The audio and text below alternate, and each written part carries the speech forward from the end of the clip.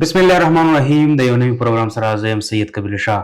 ګرانو کتونکو خبره وکړو چې کوم د پی ټی آی اول سټریټ موومنټ شروع ورپسې بیا د درنې اعلان یې کړی په اسلام آباد کې هم لارې بندې وي ورسره په موټر باندې او بل خصوص د خیبر پښتونخوا چې کوم نور داسې مقامات هغې بند کړي وو. دغه سچویشن چې کوم دی د تېرې 3-4 ورځو راسې نه روان دی او په دې باندې به موږ خبرې اترې کوو چې آیا دغه سټریټ موومنټ یا دغه درنه ورکول بالخصوص په خیبر پښتونخوا کې څومره خلک د دې نه متاثره شو او آیا دغه چې کوم سټریټ موومنټ روان دی یا درنې روانې دي په دې باندې چې کوم دی نو زموږ عمران خان صاحب چې کوم دی نو هغه ته څه ریلیف به میلو شي که میلو نه شي. په دې ټول هر څه خبرو کولو دپاره موږ سره باخبره خبریال سید کمال شاه صاحب موجود دی. کمال صاحب ننني پروګرام کې تاسو ته هرکلی وایو. ډېره مننه جی. کمال صاحب موږ ګورو اوورال سچویشن باندې منن خبره کوو د پی ټی آی چې کوم سټریټ موومنټ و یا دغه درنې کومې ورکوي لګیا دی موږ ګورو لګیا یو چې دغه درنې ورکول یا دغه سټریټ موومنټ کول سټریټ موومنټ خو ټیک د اوکې ده چې په هر ضلع کې او په دغه کې به کوي لګیا وي خو دغه احتجاج یا دغه لارې بندول بیا په خپله صوبه کې بندول دا کوم میسج دی؟ ګوره جدي ته په دې دغه کې وګورو چې په جمهوریت کې او جمهوري نظام کې احتجاج هغه د هر یو تن چې د نو بنیادی حقونو کې شامل دی خو صرف احتجاج بنیادی حقونو کې نشمیرل کېږي. نور هم ډېر څیزونه دي چې هغه د انسان بنیادی حقوق دی او هغه به یو ریاست هغه انسان ته د ملک وګړي ته ورکوي دا لازمي خبره ده. اوس دې وخت کې چې کوم سچویشن دی په خیبر پښتونخوا کې د پاکستان تحریک انصاف حکومت دی او بل طرف ته وګورو نو تر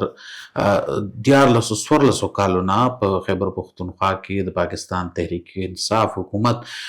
مسلسل را روان دی. بالکل. نو د تحریک انصاف د حکومت په ذمه هم د دې صوبې د عوامو د دې صوبې د وګړو د ولس څه حقوق شته. اول به دا وګورو چې آیا تحریک انصاف دغه حکومت دغه حقوق برابر کړي دي او که نه. د ټول نه اهمه خبره خو دا ده لرې بنوزو لنډه خبره په دې صوبه کې چې کوم یونیورسټۍ دي هغه د روپۍ محتاجه دي. ټیک. په دې صوبه کې چې بلدیاتي نمایندګان دي هغوی ته تر اوسه پورې خپل حق نه یې میلاو شوی. د هغوی هم حق دی که نه هغوی هم خلکو منتخب کړي دي راغلي دي او د هغه خلک د هغوی نه کار غواړي او په ټولو صوبه کې چې انتخاباتو شو په لومړي فیز کې نو د نورو پارټو خلک رال او په دویم فیز کې تحریک انصاف خلک رال هغه ځایونه کومو کې چې تحریک انصاف نمایندګان دي د بلدیاتو هغوی ته فنډز ریلیز کېږي هغوی کارونه کوي نو ولې دا نور خلک چې دي نو دا د دې صوبې څه نه ده لکه څنګه چې دوی سهیل افریدي صاحب وي یا د کابینه ده یا منتخب د تحریک انصاف اراکین دي چې موږ سره د میرې مور سلوک کېږي او آیا موږ پښتانه یا د تحریک انصاف کارکنان چې د موږ د پاکستان حصه نه یو دا خیبر پښتونخوا د پاکستان حصه نه ده نو زه د دې نه یو تپوس کول غواړم چې آیا هغه خلک چې کومو د پی ټی آی نه علاوه نورو پارټو خلکو ته ووټ ورکړی دی په بلدیاتي انتخاباتو کې آیا هغه خلک د دې خیبر پښتونخوا حصه نه ده هغه خلک د دې خیبر پښتونخوا اوسېدونکي نه دي چې د هغوی 5 کال دا د برابرېږي او کله په فنډ کې کله په اختیاراتو کې کله په نورو څیزونو کې هغوی سره د لیت العال نه کار غشتی شي هغوی دلته روزي د اسمبلی چوک کې چې دی نو احتجاج ریکارډ کولو کوشش وکړي نو دلته د پولیس د طرفه په هغوی باندې لاټي چارج وشي شیلنګ پې شروع شي. آیا دغه خلک د دې ته دا حق حاصل نه یا د بنیادي انساني حقوق په دې باندې نه اپلای کېږي؟ استادان روتي استادان دوی نه دي پرېښی په هغوی باندې دي لاټي چارج او شیلنګ کړی دی. د ډایرکټریټ ملازمینو د دې د ډایرکټریټس ملازمینو هغوی روتي په هغوی باندې دوی شیلنګ کړی دی. کله چې خیبر پښتونخوا کې قبایلي اضلاع کېده د هغې خلاف د هر چا خپل یو سوچ دی که نه د هغې خلاف د قبایلو خلک دې اسمبلي چوک ته راغلي نو که تاسو ته یاد وي زموږ د میډیا چې کوم ګاډي نو د هغې هم شیشې ماتې کړی وي یقینا. بالکل. او هلته نه پې شلنګ شروع شوی نو څه چې کرئ هغه به ریبې دا د دې دنیا یو قانون دی. تاسو کمان صاحب موږ د 13 سال چې د دې کومه کارکردګي د پاګې باندې به هم خبرې کوو، خو اوس به راشو چې دا کوم ریسنټلی کومه ایشو روانه نو ته خو زه هغې سره لینک کوم که نه. زه خو دا تا وایم چې نن دې رالل، نن دې ته احساس وشو، خفه نه شي که نه، ډېر زیات اوږد ناول راتاویږي. نیازبین دی که نه، لږ خیر دی ګزاره به ورسره کوو. ګوره دا دومره وخت چې دی نو دوی حکومت وکړو، په دغه کې مرال، په مرکز کې مرال عمران خان صاحب چې دی نو وزیر اعظم هم پاتې شو. لومبۍ خبره خو دا چې دې صوبې ته او د دې صوبې هغه خلک چې نن په مختلفو سړکونو باندې ناست دي او پنجاب او د خیبر پښتونخوا ترمنځ یې آمد رفت بند کړی دی، دغه آمد رفت چې بند و په دغه کې ډېر داسې امبولینس ځو چې په هغې کې زخمیانو، مریضانو، هغه اسپتال ته رسولو، هغه اسپتال ته ونه رسېدو شو، هلته مړه شو. ډېرې زنانه، نارینه، ماشومان، بچي، دا ټول په دغه لارو باندې 7 غنټې وځپلي شو. ما په خپله 7 غنټې تېرې کړي اټک پل باندې. دا پکې لا بله نوې خبره راووته چې 8 غنټې 7 غنټې په یو ځای کې تېرې کړي. ګوره انسان دی، د هغه 20 ضرورتونه وي. بلکل. آیا انسان ته دغه ضرورتونه، دغه بنیادي انساني حقوق نه دي چې دغه ته د واشروم هم تکلیف وي، هغه ته د څښلو اوبه نه وي؟ نه کمان صاحب لږ به راشو، آیا عمران خان چې کوم دی نو هغه په پېښور سنټر جیل کې ګیر دی چې دوی په صوبه کې خپلې لارې باندې احتجاج کوي؟ ګوره جي احتجاج ما خو تا ته ووایي چې دا خو حق هم دی، احتجاج چې په هر ځای کې احتجاج دی جی، خو د احتجاج ګوره د جنګ هم څه اصول وي که نه؟ په جنګ کې به ماشوم پریشر جوړول غواړي. ګوره پریشر چې په چا جوړوي، لکه ابل ورځ مریم نواز کوم چې سی ام پنجاب د هغې دا خبره وکړه چې زما خیبر پښتونخوا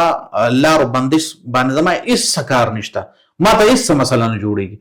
پریشر خو به ته هلته چې هغه ځای باندې واچوې چې تا ته پته وي چې زه په دې ځای پریشر واچوم نو دا ځای ما ته کولاویږي، دا لار راته کولاویږي. اوس په دې به راشو چې آیا د دې د احتجاج سره د دې خپل چې کوم مشر په جیل کې قید دی هغه ته څومره فایده ورسېده؟ د هغه ته دومره فایده ورسېده چې عدالت په حکم باندې یو کمیشن جوړ شو، هغوی لاړو، ډاکټران لاړو، هغوی وایي چې یاره معمولي څه بیماري ده، د سترګې معمولي دغه دوی خو چې 85% باندې چې کوم دی 85% د سترګې نظر نشته، نو ډاکټران خو وایي چې نه دا داسې څه خبره نشته. نو اوس ډاکټر ښه پوهېږي یا دوی ښه پوهېږي، دا اوس الله ته علم دی. کمان صاحب علي امین صاحب یو ځل بیا اکټیو شوی دی، دا څه راز دی؟ علي امین صاحب واقعي چې اکټیو شوی دی، خو هغه که ریسنټ تاسو هغه دا کوم دغه وګوره بیانات وګورئ نو هغه وایي چې یاره داسې کارونو سره چې کوم تر اوسه پورې را روان دي کېږي، او خصوصا هغه څه ناسب بلیم د عمران خان صاحب په خویندو باندې هم لګولی چې یاره د دوی د وجې چې دی نو هغه د جیل نه بهر راونوته، ګرې راوتې شو. هغه دا خبره پروني یو بیان کې کړې ده چې زموږ چې کوم وزیر داخله دی محسن نقوي صاحب، نو هغه هم ډېر کوشش کړی دی چې هغه د عمران خان صاحب چې دی نو د دې قید نه دغه نه روزي. او په براډ دغه کې ګوتو ګورو نو د الیکشن نه مخکې وروستو مولانا فضل الرحمن هم دا خبره کړې وه چې سیاستدان ته په جیل کې بندېدل نه وي پکار، مطلب سیاستدان د جیل ته نه ځي. نو دا ټولې خبرې دي. ګوره د اصول بیل یو شی دی، زبردستي بیل یو شی دی، سینه زوري بیل یو شی دی، او هغه اصول باندې ګوره کله چې ته په اصول باندې ځې که نه نو تا ته ډېرې لارې کولاویږي، خو چې کله ته زور زبردستي شروع کړه، په هغه ځای کې زور زبردستي شروع کړې چې تا ته ښه پته چې زما دا زور ما ته نقصان را رسوي، نو په هغه ځای کې بیا ته فیل کېږي روانې. اوس دوی چې کوم دغه شروع کړی، های کورټ دا فیصله کړې ده چې یاره موږ ته درخواست ګزار راغی، هغه درخواست راوړو چې د پی ټي آی کارکنان چې د خیبر پښتونخوا په لرو بر کې چې کومې لارې دي، غټې لارې دي، هایویز دي، هغه بند کړي دي. بالکل. او د دغه هایویز بندش سره چې دی نو مریضانو ته تکلیف دی، نور عام د ولس وګړو ته تکلیف دی، او ډېر خلک په دغه کې په ایمبولینسز کې مړه شو. عدالت په هغې باندې چیف سیکرټري او آی جي خیبر پښتونخوا راوسته، او د هغې د جواب نه مطمئن نشو، ځکه چې عدالت په خپله فیصله کې ویلي چې زه د جواب نه مطمئن نشم، نو ما دا حکم ورکړ چې په خیبر پښتونخوا کې چې کوم ځای هم لارې بندې دي، کوم هایویز هم بند دي، ادې په فوري توګه باندې کولو کړی شي. په دې باندې کمان صاحب تاسو مې تپوس کومه چې زموږ کوم سهیل افریدي دی هغه هم څه ټویټ کړی دی او هغه ټویټ کې هغه څه ویلي دي په هغې باندې به هم خبرې کوو. دا وخت به زموږ په سکرین باندې هغه ټویټ چلی هم چې کوم د سهیل افریدي هغه ټویټ دی هغه په دا وخت په سکرین باندې تاسو ګورئ. دغه ټویټ کې څه ویلي دي کامران صاحب دا راته تاسو وایئ چونکې تاسو سره کوډ بیټ هم دی نو لږ دا زموږ چې کوم پبلک دی دا هم پرې لږ واضح کړئ چې سهیل افریدي د های کورټ جواب څه ورکړی په ټویټ کې. خصوصا د های کورټ په دغه فیصله او بیا د هغې نه پس د آی جي خیبر پختونخوا په ایکشن باندې په لارو کلاولو باندې سہیل افریدی صاحب ہوئی چې عمران خان صاحب نے ایک بار پھر صرف اپنی ذاتی ڈاکٹر سے ملنے کا کہا ہے جو ان کا آئینی و قانونی حق ہے. جعلی حکومت اور ان کو لانے والوں کی ہٹ درمی سے شکوک و شبہات بڑھ رہے ہیں جو کہ خطرناک ہے. ایسی حرکتوں سے ملکی حالات کو زبردستی خراب کیا جا رہا ہے. ہمارے کارکنان جو اپنی مدد آپ پرامن دھرنا دیے ہوئے ہیں ان کا ایک ہی مطالبہ ہے کہ عمران خان صاحب کا ان کے ذاتی ڈاکٹرز اور فیملی ممبر کی موجودگی میں بہتر علاج ہو. میرے خیال میں معزز عدلیہ کو کوئی بھی حکم دینے سے پہلے مسئلہ پوچھنا چاہیے کہ لوگ چاہتے کیا ہیں. بیٹے کیوں ہیں؟ کیوں ان کے لیڈر کو ان کا آئینی و قانونی حق نہیں دیا جا رہا؟ کیوں ملاقات بند ہے؟ کیوں عدالتیں 1 سال سے ان کے کیسز نہیں سن رہی؟ کیوں 3 ججز کے احکامات کو اڈیالہ جیل کی انتظامیہ ردی کی ٹوکری میں پھینک رہی ہے؟ کیوں اکتوبر 2024 کے بعد عمران خان صاحب سے ان کو ذاتی معالج کو نہیں ملوایا جا رہا؟ ان کی آنکھ کی تکلیف کو یہاں تک پہنچانے والا کون ہے؟ کیا آئین و قانون صرف پاکستان تحریک انصاف کے لیے ہے؟ پاکستان کے تمام ادارے پاکستان تحریک انصاف کی لیڈرشپ اور ورکرز کو کیوں دوسرے درجے کا شہری سمجھ رہی ہے؟ کیا ہم پاکستانی شہری نہیں ہیں؟ عدالت کے احکامات کے بعد آئی جی پولیس خیبر پختونخوا کا رد عمل اس بات کا واضح ثبوت ہے کہ کالی وردی کے پیچھے حکم اور احکامات کی خاکی وردی کی ہے. آئی جی پی وفاق کا نمائندہ ہوتا ہے اور جب ایک دہشت گردی سے متاثرہ صوبے میں باہر سے لائے گئے پولیس کے بڑے اور صوبے کے چیف ایگزیکٹو کو آمنے سامنے لایا جائے تو حالات کو کس طرف لے جایا جا رہا ہے. یہ یاد رہے کہ عمران خان صاحب کی صحت پر سیاست نہیں کرنا چاہتے اور انتہائی تکلیف کے باوجود بہت برداشت کا مظاہرہ کر رہے ہیں.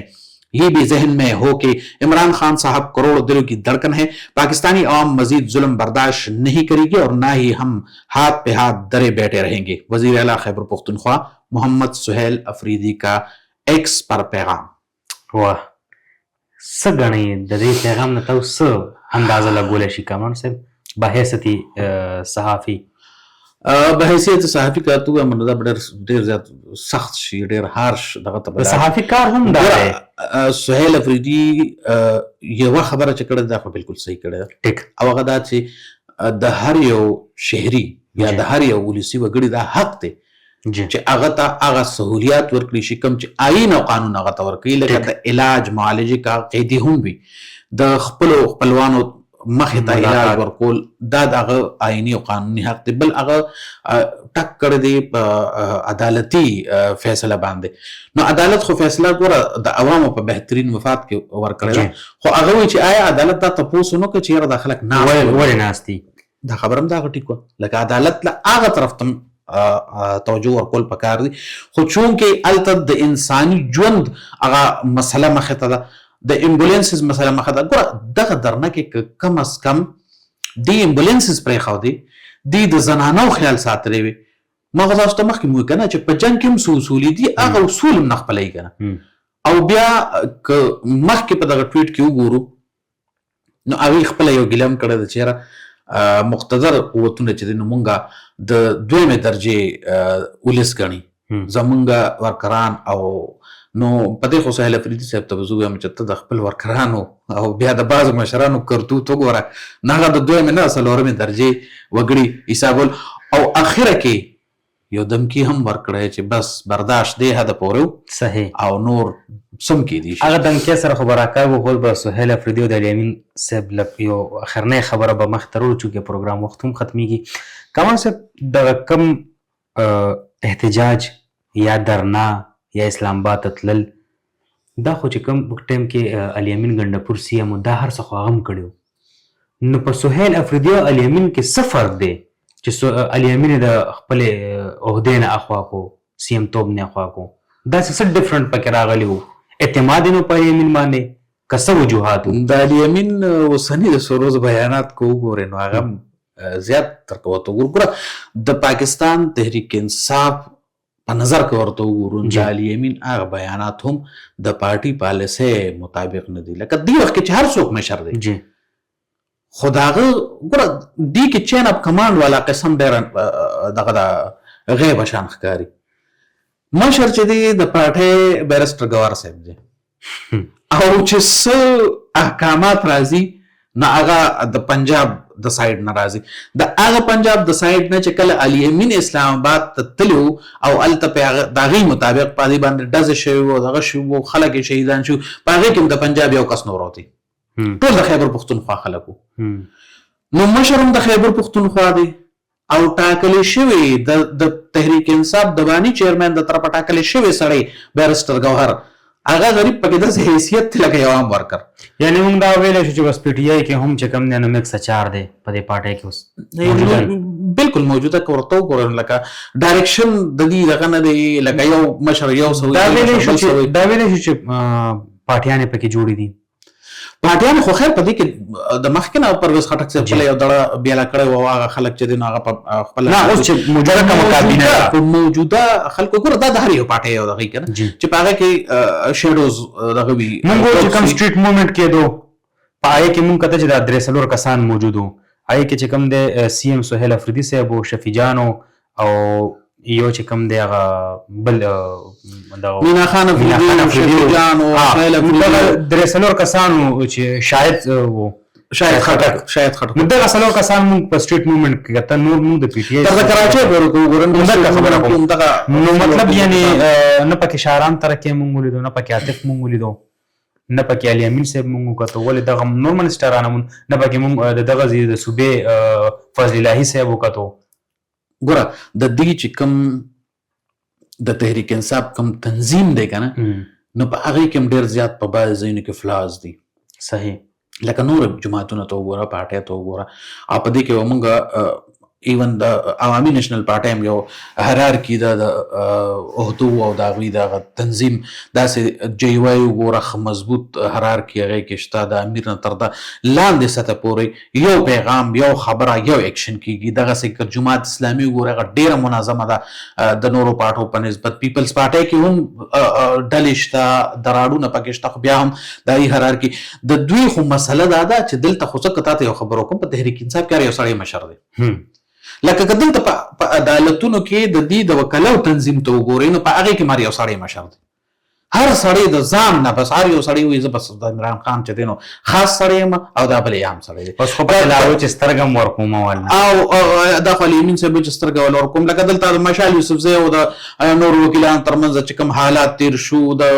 بټ صاحب او د نورو وکیلانو ترمنځ داسې د وکیلانو په تنظیم کې دننه چې څومره حالات تیر شو یا د سینټ الیکشن وګوره په سینټ الیکشن کې چې څه شو څه خلک یو خوا څه خلک بل خوا دی ودروه دی کېنوه نو لکه هغه هرارکي هغه نظم هغه ضبط هغه په دې کې په نظر نه راځي او د هغې اهمه وجه دا ده چې د دې یو تحریک هم هغسې نه کامیابي کې کوم چې د عمران خان په وخت کې کامیابېده. لیډر دی که نه ځکه ګوره لیډر یو سیاسي لیډر یو سیاسي پارټي هغه که هر څومره هم خراب شي خو د هغې خپل یو وجود وي بیا دغسې د لیډر خپل کوم ویژن دی او د هغه کوم خپله کرزما ده هغه وي او هغې سره هغه ټول څیزونه دغه شوي لکه چې وګورئ د کور یو مشري او په هغه مشر باندې هغه ټول کور راغونډي خو که کله هغه مشر اخوا دی خوا شي مطلب وفات شي کمزور شي بیمار شي نو بیا دغه کور ټولې مسلې او مسایل ډېره مننه کامان صاحب یقینا چې تاسو ډېرې ګټورې او ژورې خبرې کړې د پی ټي آی چې کوم دغه موجوده کوم صورتحال دی هغې باندې تاسو زموږ چې کوم دغه کتونکي دغه ډېر ښه کله او واضحه طریقې سره هغې پوهه کړه چې څه روان دي په دغه صوبه کې یا په وفاق کې او د عدالت چې کوم احکامات مخې ته هغه هم موږ د کتونکو سره شریک کړه. دا زموږ نننی پروګرام دربل پروګرام پورې مال او زما ټیم له راکړي اجازت د لوی الله په امان.